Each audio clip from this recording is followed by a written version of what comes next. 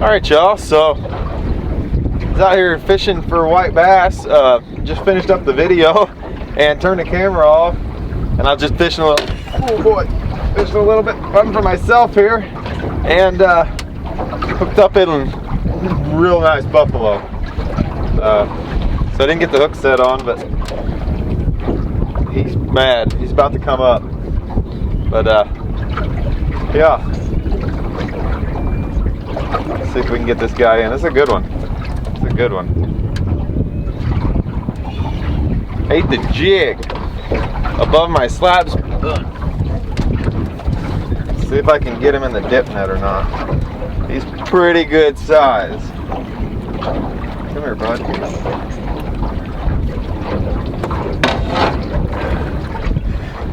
They got pretty soft mouths, so I'm gonna kind of play him out a little bit.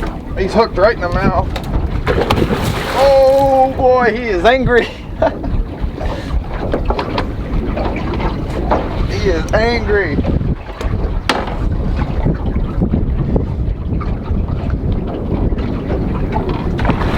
Oh.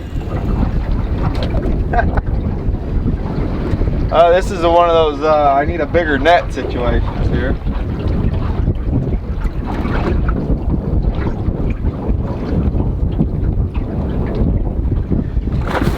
Woo! He knows he's hooked.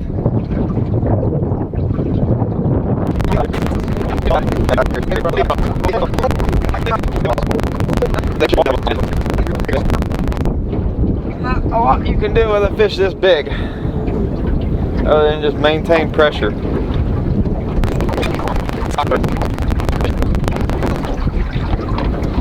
And we're back to where we started. He's hooked right at the top of the mouth. I just saw the jig. He was just on the surface. Jig's in there.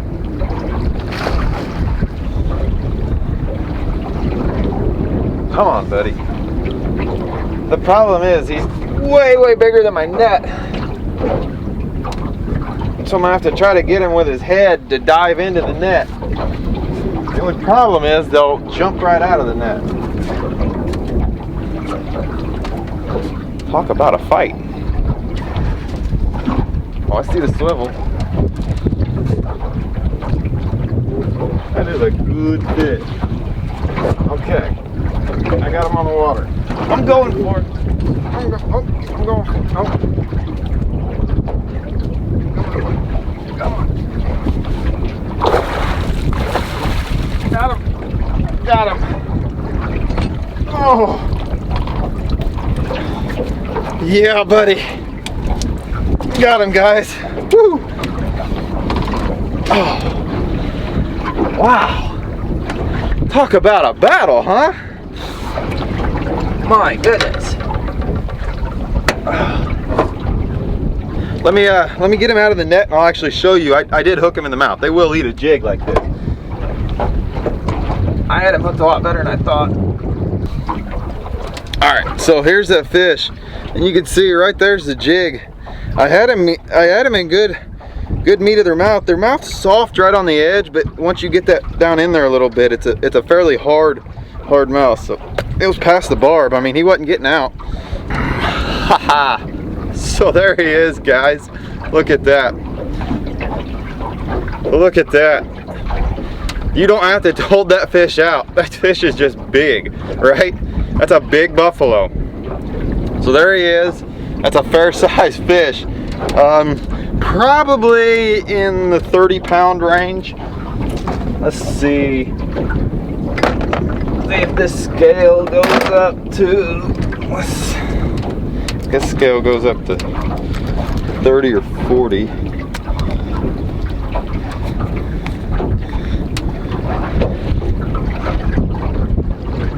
Yeah, so 26 pounds.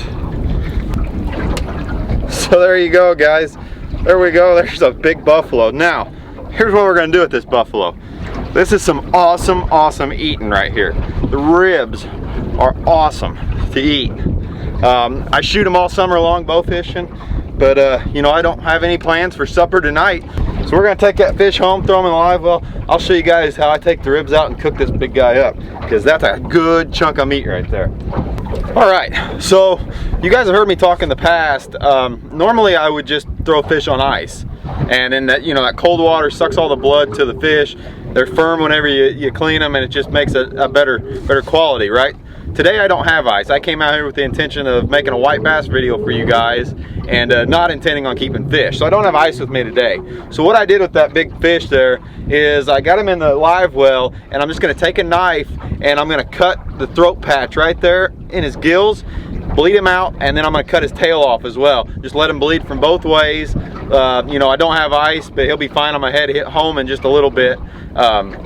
Just a little better way. With the bigger fish, I think it is a little better to bleed them out. They just have so much blood in them. But like I said, my preference is ice. But just to let you guys know, that's kind of the process with these bigger fish.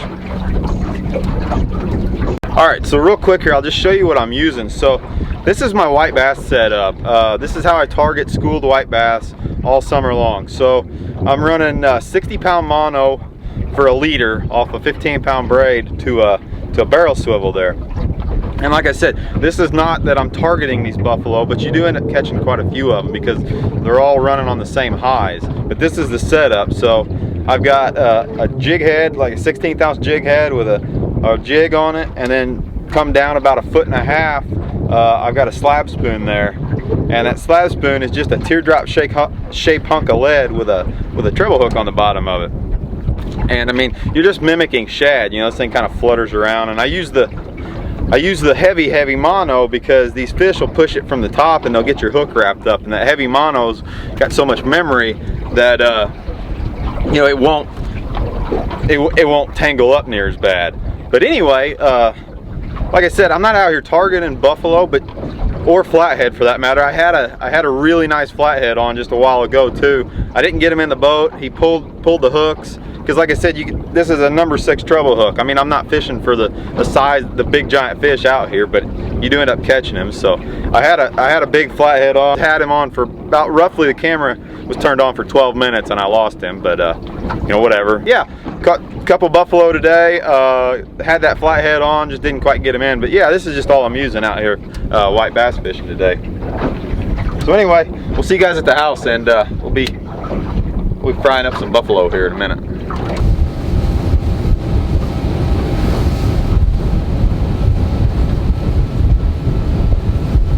All right, don't mind that, guys. I started doing the other side and I forgot.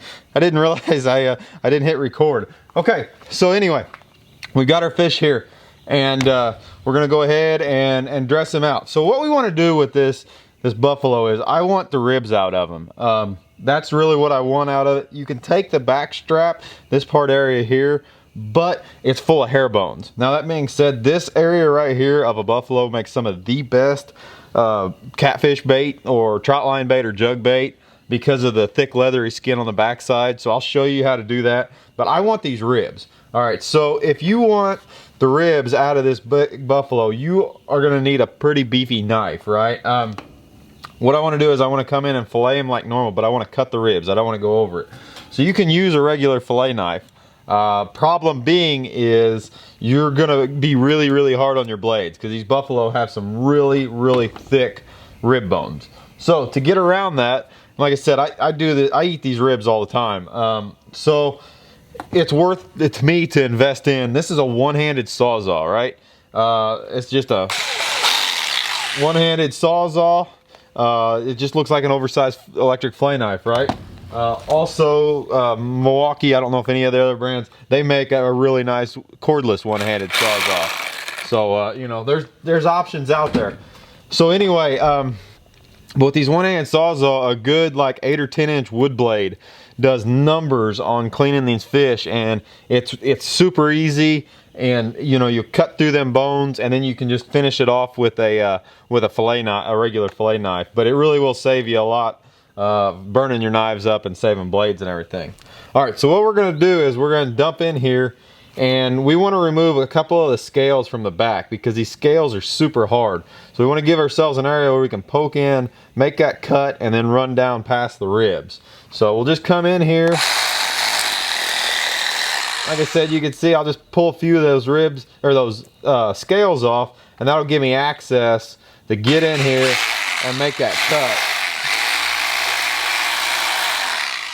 Pretty straightforward, pretty easy. These are big scales, so they pop off pretty easy. All right, so now what we're gonna do, it's gonna be loud, but I'm gonna come in just like so, make my turn as I go down to the backbone, and then just roll right past those ribs. And I'm actually gonna stop it about right here because I don't need to go any further.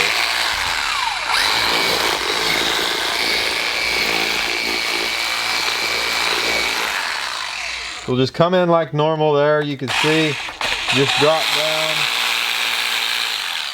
poke out past. You can feel the collarbone.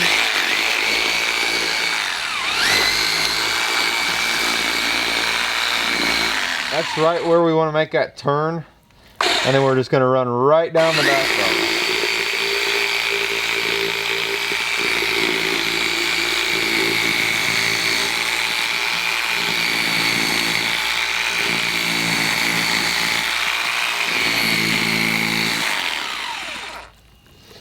And then, like I said, I usually stop, you know, right about the time that I get done with the ribs. We'll go just a little bit further.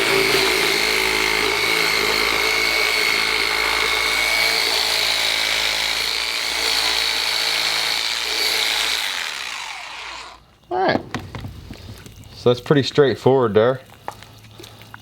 And you can see, well, I can't show you guys, but let me just take the other knife and I'll just I'll slab this off, and then we'll have a look-see at it. We gotta be YouTube compliant here.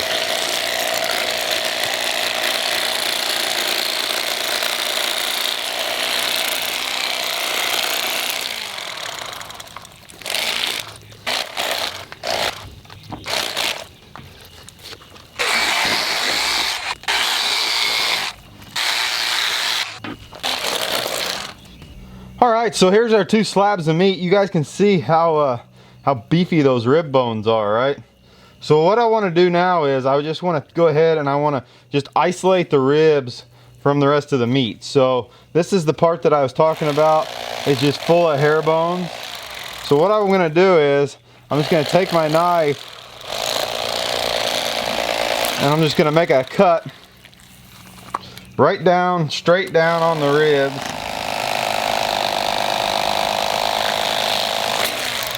And then I'll just fillet that right off the skin, just like you normally would, right? We can just follow right down, set that aside. As always, you know, with these type of fish, ride just a little bit high to keep out of the way of that mud vein or that red meat. Alright, so then what we're going to do is we'll get rid of that skin on the back side because it's got no meat on it.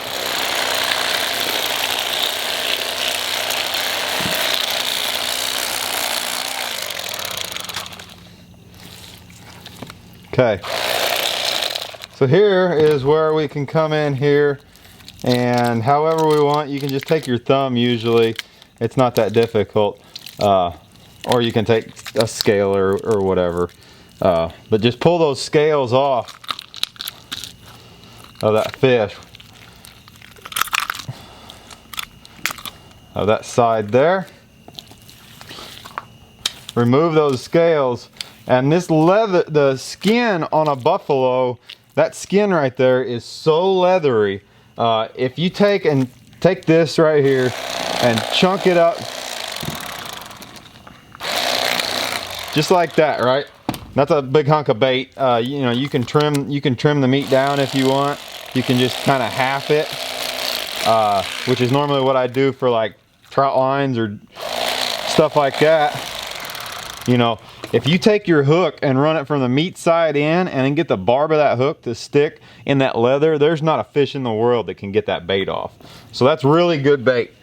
Also, you can eat it if you want. It's just full of hair bones. That's the only thing you have to worry about. All right, so let's go back to these ribs here. So what we want to do is we want to clean out the inside. So I've just got this is just a cheap scaling tool, and it works really good to pull all the fat and the remainder here. You can see right there, there's a lot of fat in these buffalo. So we'll just take that tool there, and they've almost got like a silver skin in them as well. And you can just take your scaling tool or a knife, you know, whatever, and just remove the vast majority of that. All right, so there's one side. Now we're gonna flip them over and we're gonna clean them up. Here, you guys can see right there is that red line. We just want to take our knife and we just want to take that off. We're going to take that all the way down to good meat. And you just kind of got to peel at it and work at it. You're not losing any meat because this is some bad tasting part of the fish, right? So don't be concerned. Go ahead and pull that off. Get it out of there. We'll just clean that whole rack up just as best as we can. And now look at what we've created there, guys. That is a rack of fish ribs. Look how thick it is. That's an inch thick. That is a good piece of meat. Okay, so I'm gonna throw them here. What we're gonna do is we're gonna go and wash them in cold water. And I just like to use just a regular dish brush, you know, and just clean all the nasty off of them and get them prepped. And then I'll show you guys how to cut them up too. I caught a couple, so I've got a couple racks of ribs here we're gonna do. Here is another one, just to kind of share with you guys on this. We'll do this one up real quick.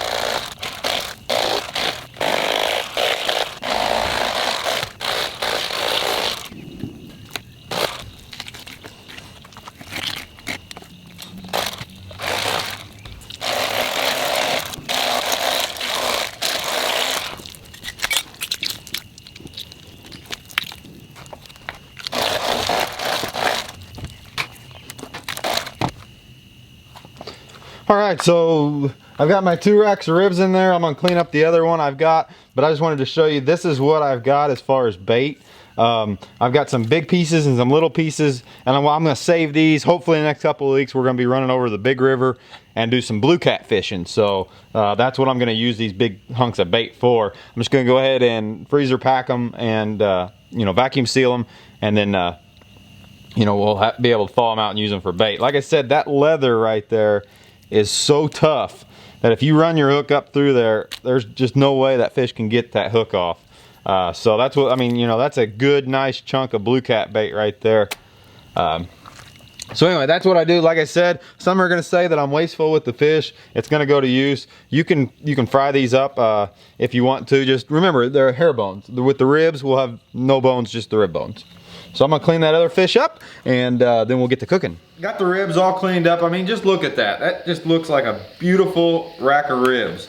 And I've got 4 of them here, you know. So very, very, very nice looking piece of meat. These things fry up just completely, just pearly white. So anyway, before we prep these, I want to take a minute. If you guys have enjoyed this video so far, if you would do me a favor, hit that thumbs up button just right down below. It looks like a thumbs up. It's the like button. If you guys would, just go ahead and press that for me. I know I push it a lot, guys, but you have no idea how much it helps me and the channel and the video out whenever you guys hit that thumbs up button. And I know I push it a lot, but it seems like if I don't push it, you guys don't do it. So if you would, if you've enjoyed this video up to now, take a minute, hit that like button. I'd really appreciate it. All right, so let's get started here. So this is our rack of buffalo ribs, right? Now we could fry this as is and it would be fine, but you're talking about a big giant hunk of meat. It takes a lot of time to fry. So what I like to do is I like to take it right here, and I mean there's big rib bones in there. And what I do is I just take right down the rib and just cut it. And you can see, look at that hunk of meat. I mean, that is a hunk of meat, right? And you get a bunch of them off of one of these ribs. So just take and just run right down. And we'll just make a whole bunch of of nice riblets there, and that's some good eating, guys.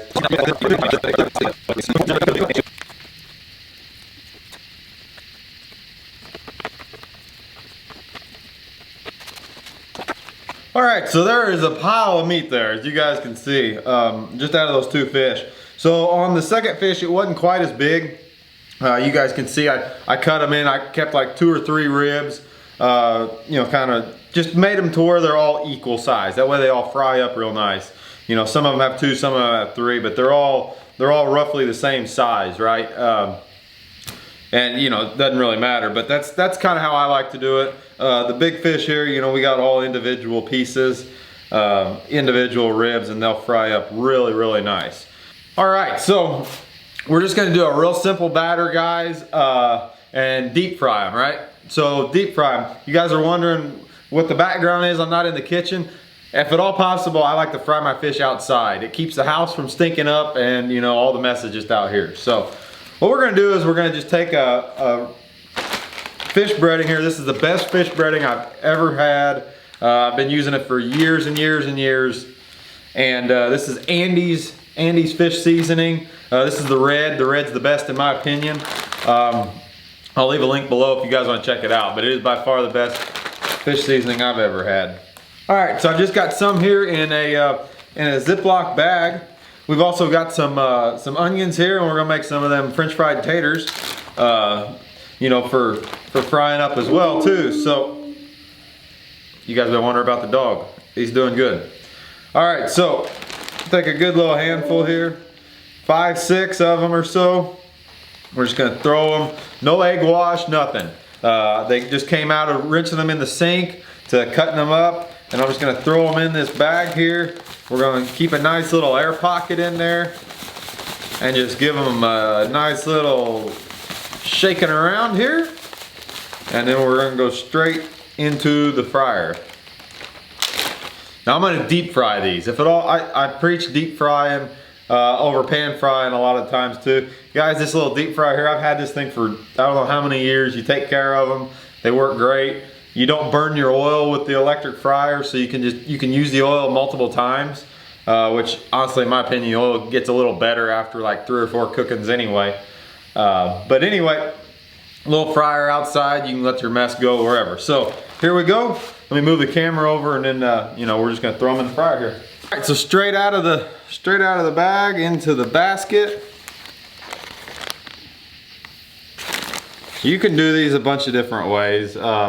I've put them in the crock pot and actually like barbecued them. That works out pretty good. But by far the best way here is frying them, hands down. Some people, Mike said it tastes like a scallop whenever I made them for him. I don't know, it's just really, really mild tasting. Got my oil at 375. That's what I like to cook fish at. We'll let them go for a minute there. Okay, so while them are frying here, we're gonna make up a little bit of onions here. We'll do that in our next batch here. So what I've got here is I've just got a good sweet onion here that I've cut, just cut into like onion ring slices, right? And this is my favorite whenever I'm frying fish. Probably a 1/4 inch thick or so. Just get you a good handful. This is one whole onion. Just throw that, no egg wash or nothing, in that Andy's. Give it a little shake around here. And whenever those ribs come out, we're gonna throw those onions in. They won't take but 30 seconds, 20-30 seconds in that oil. And man, I'll tell you what, you can take the hottest onion in the world, throw them in there, and they're good. I mean, it's a cheating way of doing onion rings basically, but it's real good. Give those ribs a little bit of a shake, get them off the basket. Potatoes the same way. I like making the French fries here, or the potato chips, whatever you call it. Just a real thin sliced potato. We're gonna throw them in Andy's too and fry them up, and it'll be good to go. We're gonna have a cardiac meal here, but it's gonna be a good one. So we'll let these ribs go, and you'll just kind of get an idea once they float. You can kind of check it. This Andy's will get a golden brown color to it, and then they're done. You'll start to see the meat kind of separate away from the rib bone too, is kind of a good telltale sign. So like I said, don't overload your fryer. You know, keep that oil good and hot. That's the best way to not absorb all that oil into the product you're cooking. So all right, so been a few minutes there. Pull these nice ribs out of the grease. Oh, they look so good. Looks so good. All right, we'll let them cool down a little bit. Like I said, we'll do our onions. I'm not gonna do the potatoes for you guys. You guys all know how to fry potatoes. But these onions, if you're crazy about onions as I am, I mean, I can sit down and eat it like an apple. This is a great way to do the onions. So just throw that in the Andes, take you a good little chunk of it out. Like I said, these go real quick. Once they stop sizzling, pull them out. And they are good. Good. Drop them suckers in. They don't take very long, and they got a lot of water in them, so don't overload your fryer either. All right, so the onions, they've just kind of, you can tell the frying is about stopped. They look nice and golden brown. The skin's bubbled on them. And we'll just pull them out. We'll just plate them up just like so. Nothing to it. Potatoes the same way. We'll throw the potatoes just I sliced them just as thin as I possibly can with a slicer, and we'll just throw them in the old Andes there. Everything in the Andes. Give them a nice little shake as well. And we'll let these fry up. Just like potato chips. And I'll tell you, we'd be eating good. All right guys, so we'll give this a go here while the other stuff is frying up. But yeah, that's what I ended up with there. Just an awesome little meal. Definitely not healthy, but we got the good fried onions, which are just awesome. You guys gotta try them. Just great. You got homemade potato chips. I mean, you can't go wrong with homemade potato chips. But then finally the buffalo ribs, right? So here's the rib. You know, you wouldn't know it's a fish, right? And I mean, it has no smell.